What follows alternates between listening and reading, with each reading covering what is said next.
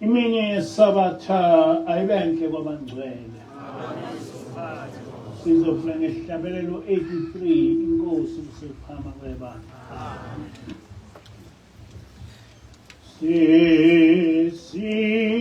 Sindisiwe thina okwemana zaretha sonke owesohla elela simame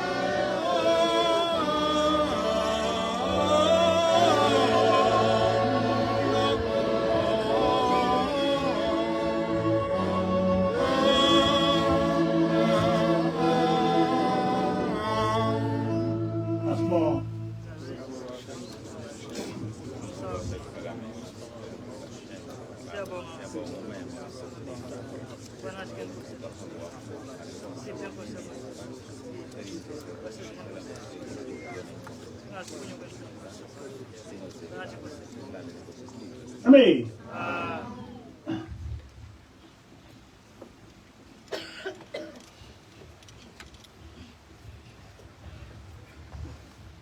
Namuhla lusuku lokukhumbula umprofeti Isaiah Shembe ukuphila kuye.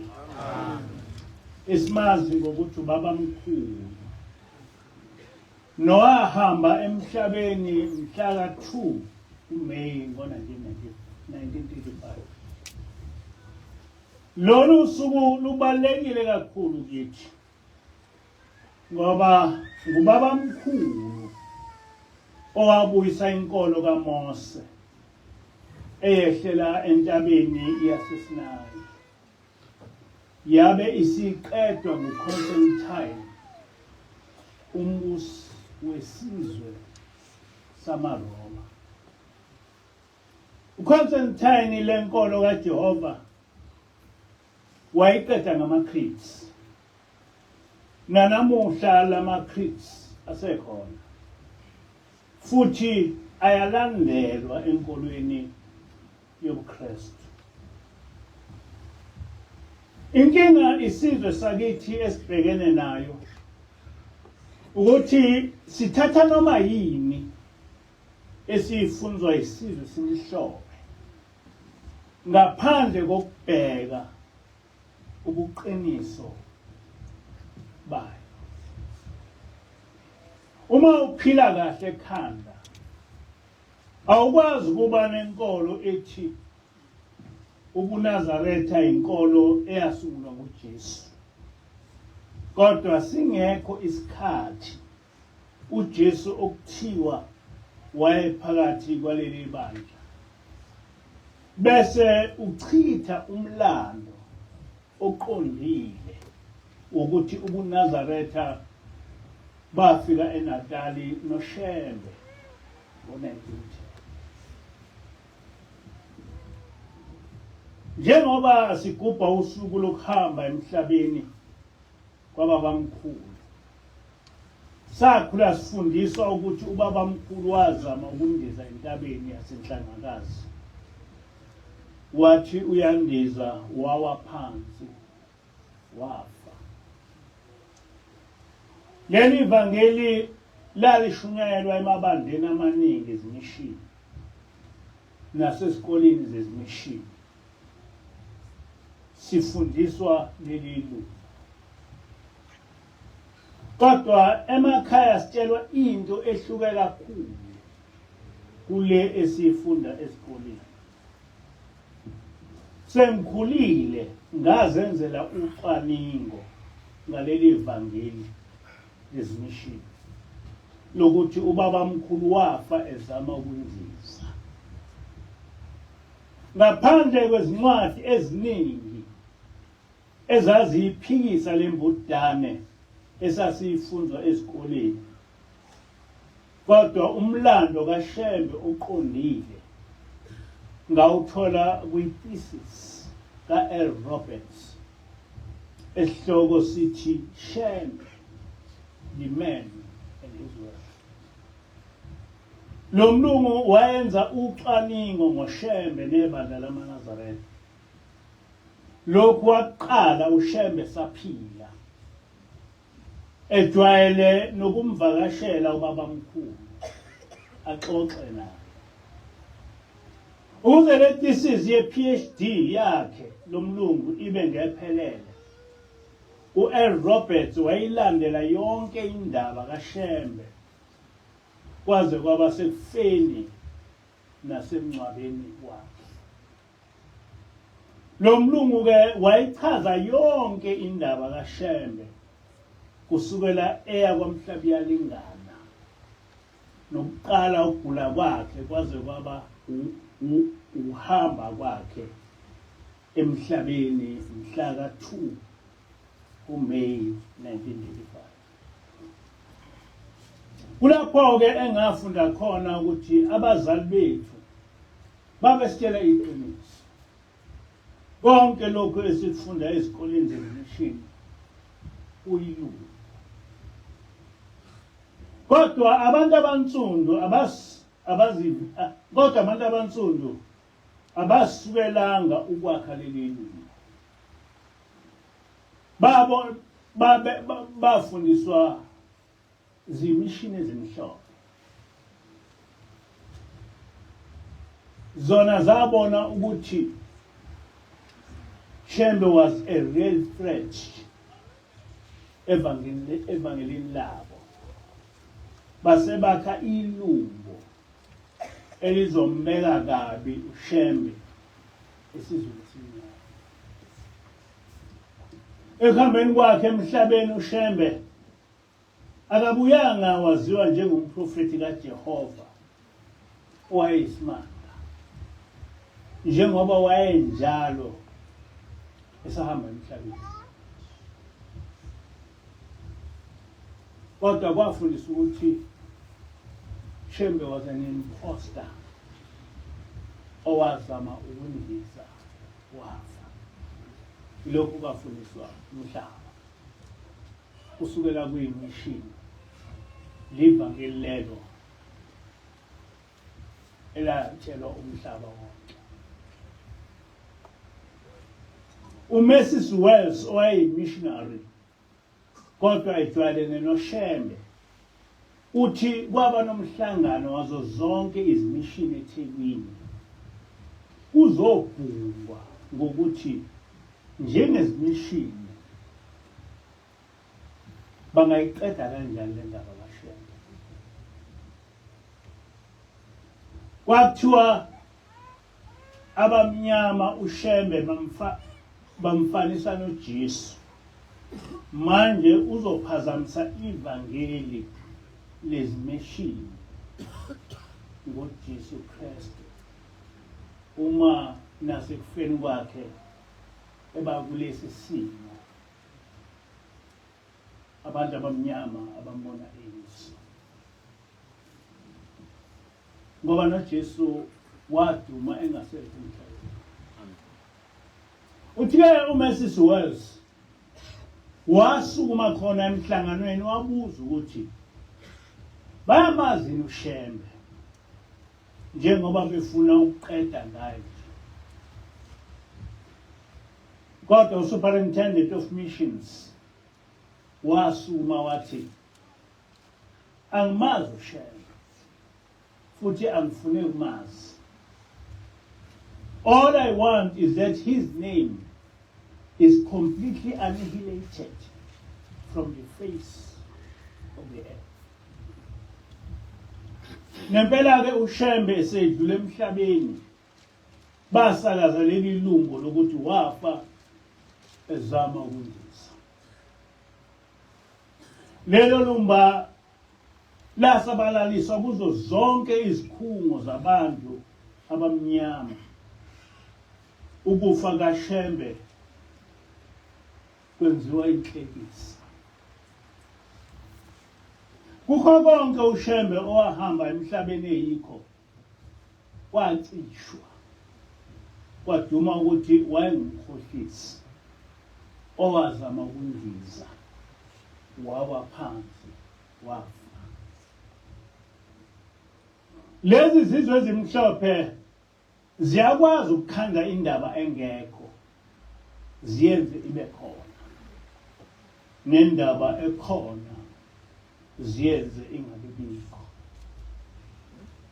NoJesu isithixo esakhandelwa ukususa abamnyama kwindodana kaNkulunkulu uyahosha. Namuhla ungathola isizwe sakithi sisanganiswa inkolo Kristu, kodwa lenkolo ayikho lokhu abacabanga ukuthi yikho. Iqiniso ukuthi ubuKristu buyisitha esikhulu senkolo kaJehova. Yibo obaqeda inkolo kaMose ngamaChrists, njengoba amaKristu amaningi asenza sengathi akazilutho ngalamakristu. Angeke uwezwe amaKristu ekhuluma ngokuthi le nkolo yaqedwa amaKristu, kodwa akhona amaKristu. Kodwa babethi kwashintsha uJesu. Leli qiniso alakhelwe phezu kwezinkolelo zami, kodwa lingumlando ongaphikiseki ngoba ubhalwe phansi yiwo amaKristu. Njengoba ngihlale ngichaza, kwafika ingilosi kimi ihamba ngezinyawo, yathi ngithunywa ukuba ngifundise abantu indlela eyiyo yokukhonza uJehova, ngithathele eBhayibhelini nasesihlabelelweni zabaNazaretha. Inkinga engabhekana nayo ukuthi njengoba emhlabeni ivangeli elibusayo kungelamaKristu ngoJesu nelamaNazaretha ngoShembe, leli okufanele ngishumayele kubantu lehluke ngani kulamavangeli. Ngangakaze ngiwabone amaKristu futhi nginganankinga lolwazi ngobuNazaretha. Ilesi sizathu esangiphoqa ukuba ngenze ucwaningo olunzulu ngenkolo yobuKristu. Ngifuna ukwazi ukuthi amaKristu ahlukaphi enkolweni kaMose ekukhonzeni uJehova. Kwangiphoqa-ke ukuba ngenze ucwaningo olunzulu ngenkolo yobuKristu, ngiyiqhathanisa nenkolo kaMose, ngoba ngase ngithunyiwe ukuthi angikhulume ngoJehova okwe-Old Testament.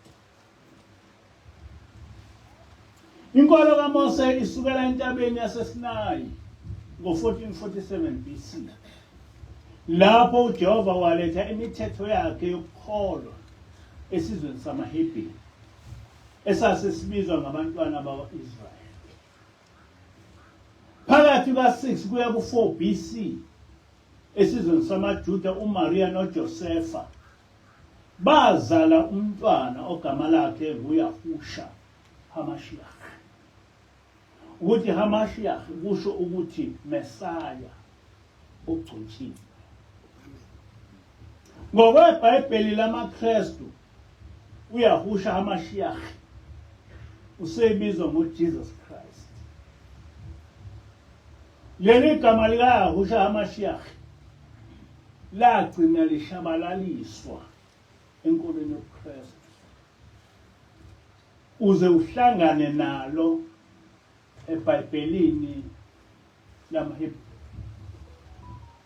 Abalandeli bakaYahusha babebizwa ngamaNazarenes, kodwa njengokushabalaliswa kukaYahusha, amaKristu alishabalalisa lelo gama, abe esethi abalandeli bakaJesu ngamaKristu. Kodwa ngisho eBhayibhelini liyakuveza ukuthi uYahusha wabe eliJuda esenkolweni kaMoshe.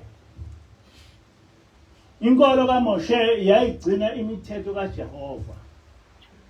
KuMathewu 5:17-19 uYahusha uyasho ukuthi uzogcwalisa umthetho kaMose okungumthetho kaJehova. Kuverse 18 nguYahusha ogcizelela ukuthi umthetho kaJehova umi ngunaphakade awunakuguqulwa. Kuverse 19 uYahusha ugcwalisa ongashiwongo uMoshe ukuthi ongawugcini umthetho kaMoshe abuye afundise abantu ungawugcini angeke angene ezulwini. Pho amaKristu alithathaphi igugu lokuchitha umthetho kaMoshe? Iqiniso ukuthi umthetho kaJehova wachithwa ngamaKristu ekhonsesayo. Ngokukhulu uqili Namhla inkolo kaJehova isibizwa ngeTestament elidala. EkaConstantine isibizwa ngeTestament elisha. Enkolweni yobuKristu inkolo kaJehova isiyinto endala efanele ukuchithwa inkolo entsha yamaRoma. Isibonelo sokuchithwa kwalomthetho, isibonelo ukuchithwa kwalomthetho olandelayo. Exodus 20 verse 8 to 11 uJehova ngomlomo kaMoshe uthi, khumbula usuku lweSabatha lungcwelise. Uyosebenza ngensuku ezisithupha. Wenze wonke umsebenzi wakho. Kepha usuku lwesikhombisa luyiSabatha likaJehova uNkulunkulu wakho.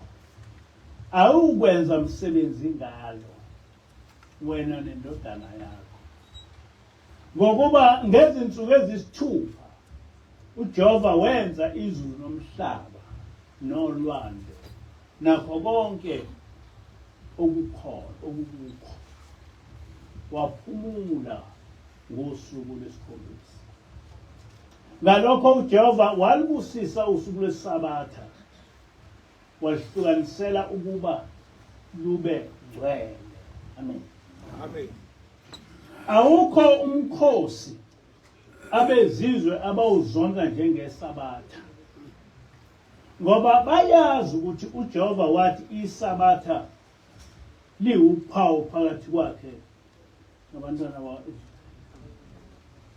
Akumangalisike ukubona uConstantine eba necreed echitha specifically ukugcina kweSabatha. Le creed kaConstantine ifundeka kanje: amaKristu kufanele ayeke ukwenza inkolo yobuKristu ibe ubuJuda.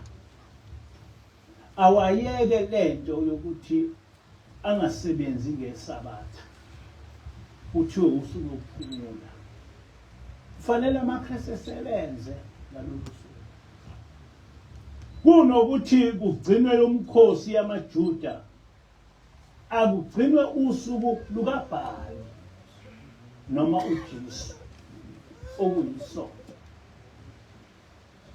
Noma ubani ozotholakala enza ubuJuda uzojeziswa ngokukaKristu. Amen. Nezuthi ubani wachitha iSabatha. Namanje onke amaKristu ahamba ngokwezimiso zikaConstantine zokuthi umKristu angaligcini iSabatha. uConstantine uthi uNkulunkulu wamaKristu nguBhali. Ngike ngezwe omunye umlungu ethi iSabatha akulona elamaKristu.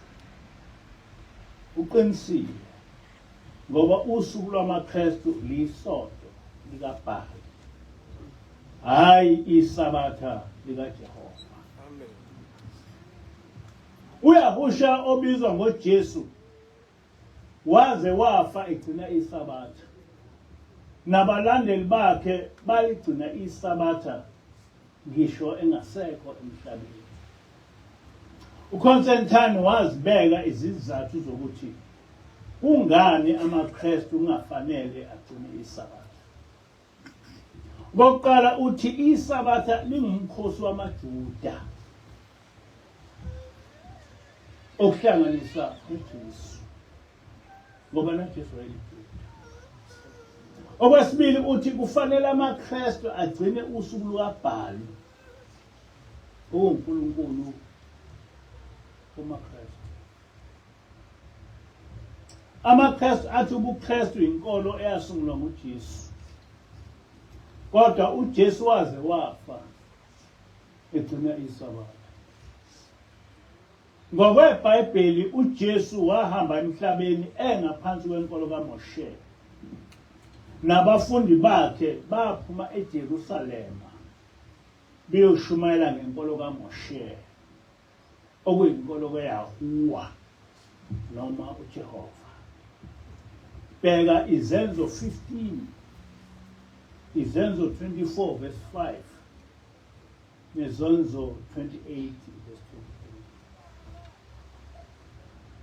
23. Njengoba uKristu basungulwa ngabezizwe okungamaRoma, isizwe samaHebheru sahlangana kuphi nenkolo eyasungulwa isizwe samaRoma? Ngoba kusemlandweni ukuthi lezi kwakuyizizwe ezizondanayo. uYahusha wasuka kanjani esizweni samaJuda wayojoyina inkolo yesizwe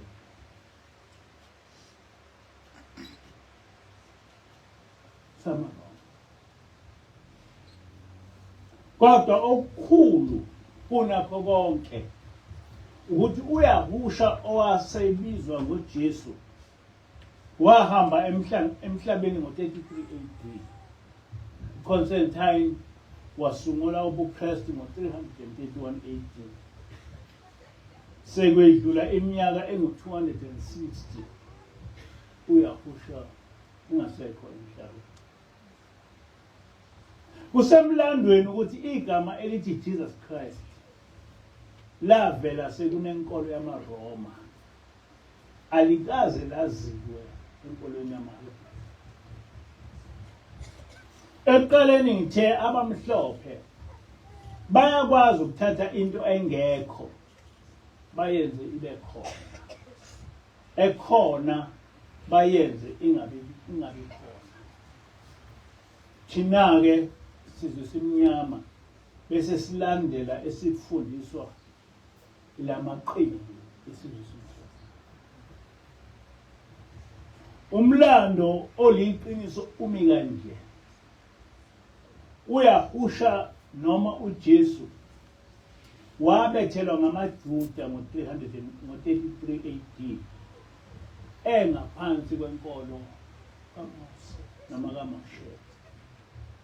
Ngo-55 AD abafundi bakaYahusha baphuma eJerusalem beyoshumayela ngevangeli likaMoshe njengoba lalishunyayelwa nguYahusha. Kwizenzo 28 verse 23 kuthi khona uPawuli sebemisele usuku beza kuye endlini yakhe bebaningi, wabacacisela efakaza ngombuso kaNkulunkulu, wabaqondisa ngoJesu ethathela emthethweni kaMose. Le ncwadi iwubufakazi obungaphikiseki ukuthi uPawuli wabe eshumayela ngenkolo kaMoshe njengoba yayifundiswa nguYahusha.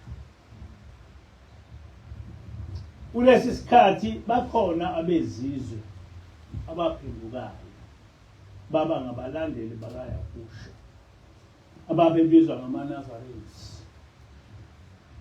AmaKristu ayebabiza ngama-early Christians. Ngiyayazi ngisho incwadi lapho abakushintsha khona ukuthi abalandeli bakaYeshua amaNazarenes baqale bathi ama-Jewish Christians, base begcina sebethi ama-early Christians.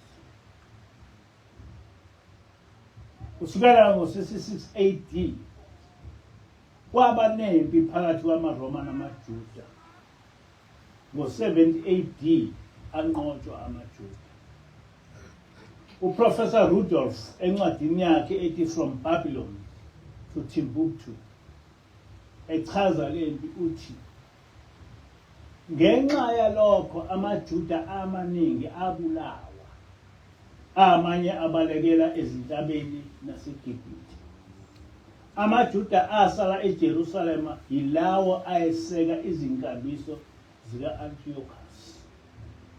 Washawa umthetho owawenqabela ukugcinwa kwezinsuku ezingcwele, iSabatha kanye nokusokwa.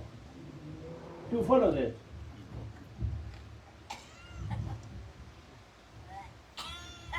lokhu kwenzeka kusukela ngo-7 AD ukuthi kuchithwe isabatha lichithwa ngamaRoma.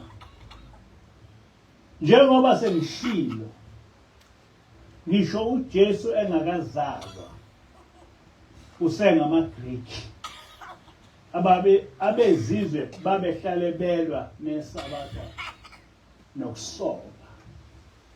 Bheka incwadi kaMakhabisi. Umfanekiso obaziweyo kaJupiter wamiswa ethempelini elingcwele ngenhla kwe-altare. Kulo mfanekiso abantu benza imihlatshelo yezimvumulo, isilwane esiyisinengiso kumaJuda. KwangamaRoma lawo, hayi ukuthi abantu kwangamaRoma. Ngenxa yokuzingelwa ngezizathu zenkolo, umpriest omkhulu u-Onias III owayebekwe ngokusemthethweni kanye namanye amaJuda babalekela emazweni ase-Afrika njengaseGibhithe naseKurene noma eLibya.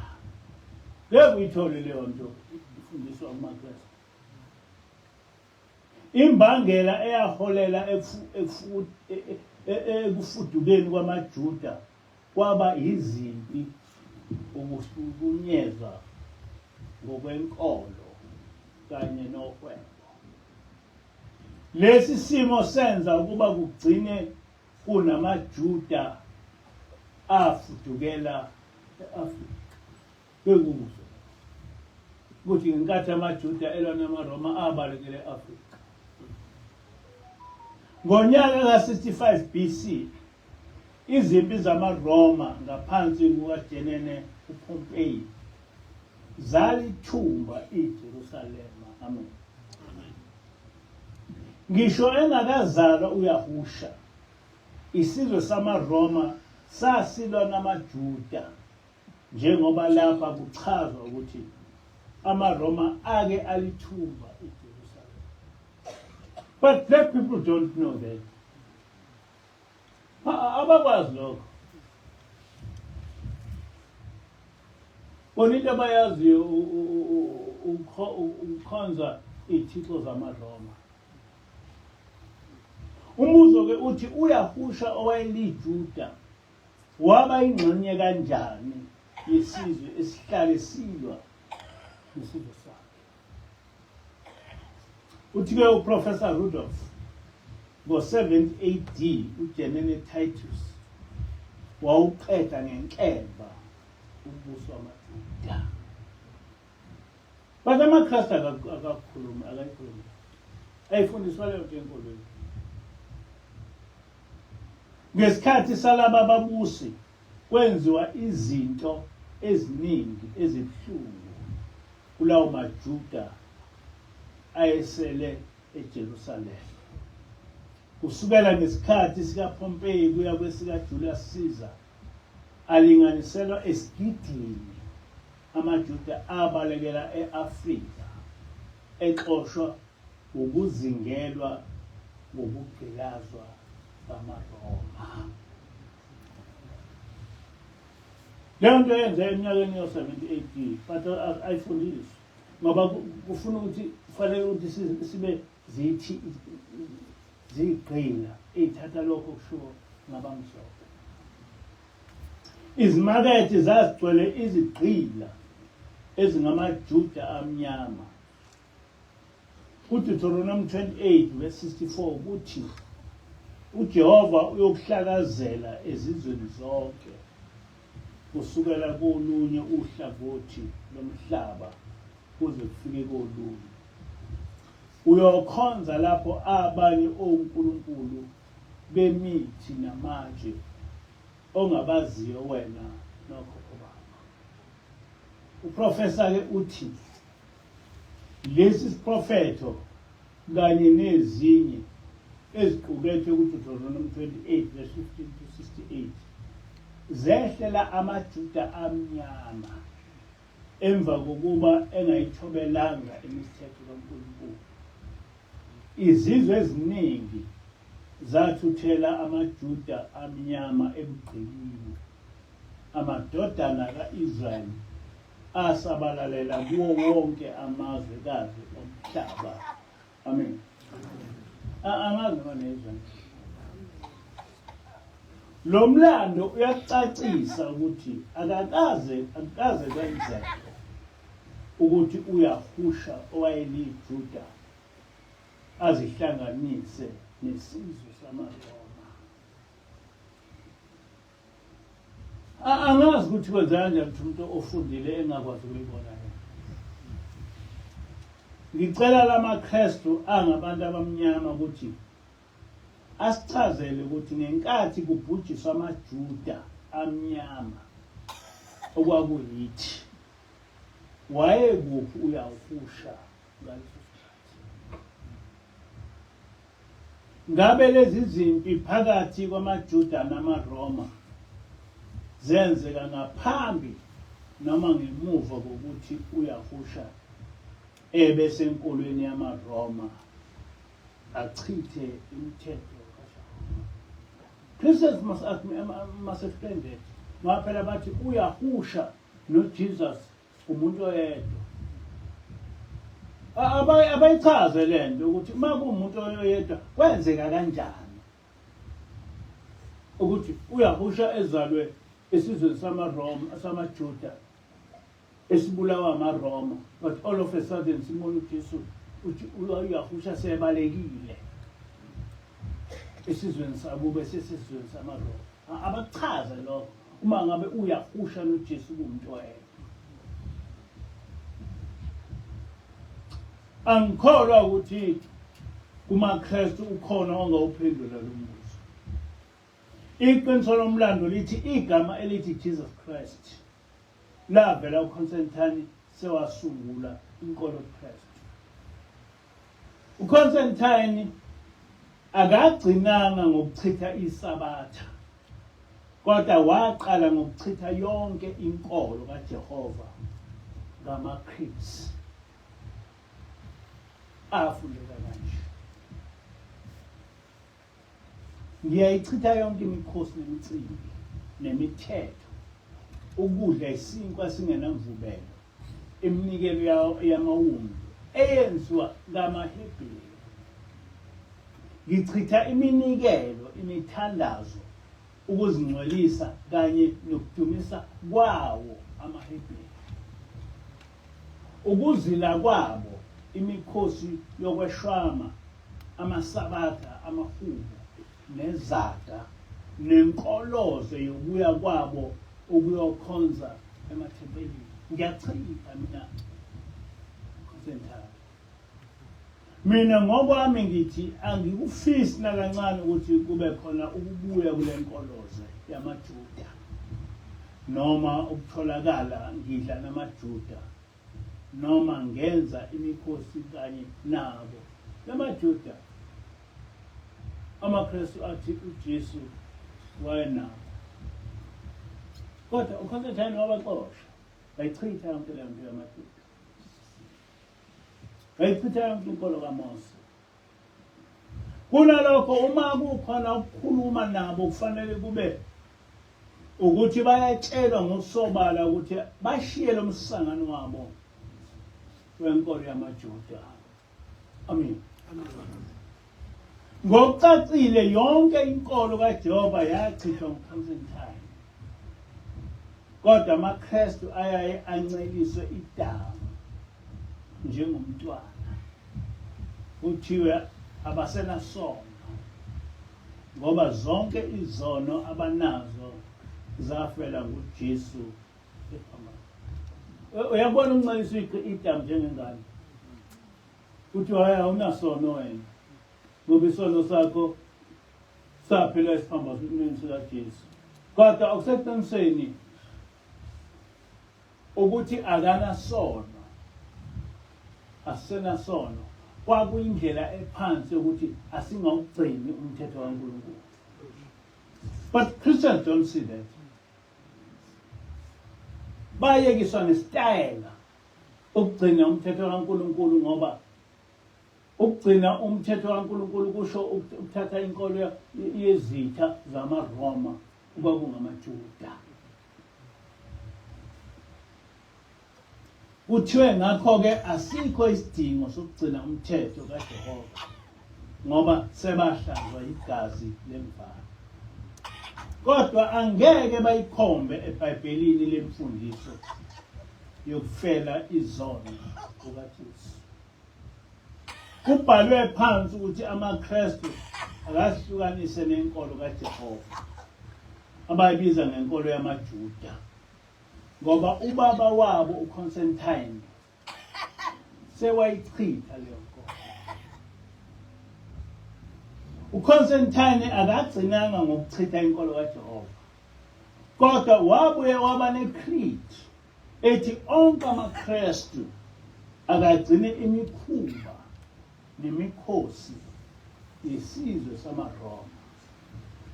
Le creed ifundeka kanje: ngiyawemukela onke amasiko, imicimbi, imithetho, iminikelo, imithandazo, ukuzihlanza ngamanzi, ukungcwelisa umpristi omkhulu wamaRoma. Ngamukela nomkhosi wesabatha likaNkulunkulu oyilanga noma iSunday okungubhali. Ngalokho usuku lwangesonto olokukhonza uJesu inkosi, njengoba bekade lwaziwa ngokuthi usuku lwenkosi uBhali. Uma uBhali ekhonzwa ngalolu suku ngoba eyinkosi, kanjalo noJesu ukhonzwa ngalolu suku ngoba naye eyinkosi. Niyayizwa leyo nto? Niyayizwa leyo nto? But Christians don't know that. Kwamukeleka nayo yonke imigubho yamaKristu kanye nokudla neziphiwo zesizwe samaRoma. Ngamafushane nje, konke okuwusikompilo lwamaRoma nemigubho yabo nemicimbi siyakwemukela kule nkolo entsha yaseRome ebizwa ngokuthi iChristianity. Kubhalwe embhalweni wamaKristu ukuthi iChristianity inkolo entsha yamaRoma. Kubhalwe phansi. Kubhalwa yamaKristu. Kwabhala yibo Constantine ngoba yasungulwa yize. Le creed iphoqa amaKristu ukwamukela amasiko nemikhosi yamaJuda. Nempela amaKristu ayemukela ngezandla ezimhlophe lemikhosi nokuningi okunjalo. Yikho amaKristu egcina okhisimusi, ama-Easters nokuningi okuyikhuba yesizwe samaRoma. Ikhona ngithena amaKristu akayazi lenkolo ayilandelayo. They don't know it. They don't know it. Balokhu beyiqhenya beyibabaza ngenkolo yomuntu ongakaze aze ekholwe nowayengibulali nowaqeda inkolo kaJehova. Ngeke ngize ngithule uma amaKristu esibhedlela. Esibhedlela. Ngoba le nto abayilandelayo abayazi, abafuni futhi ukufunda.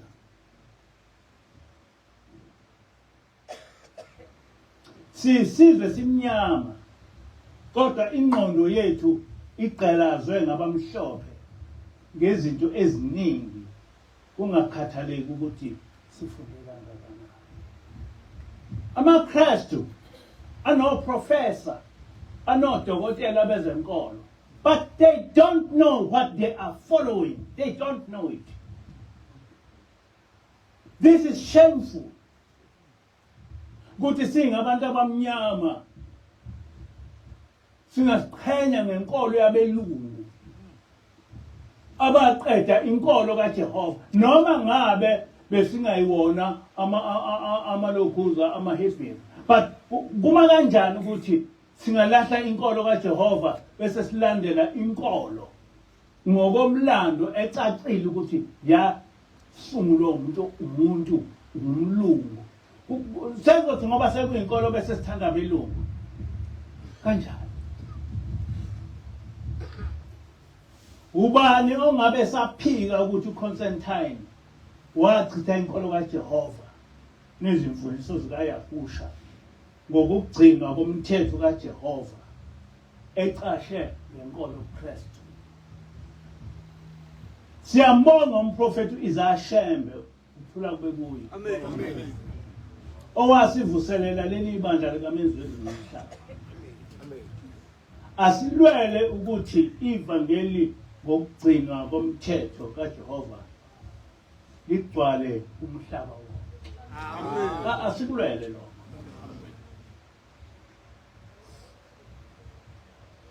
Izwile zola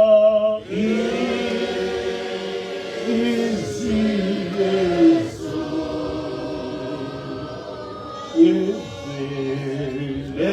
zola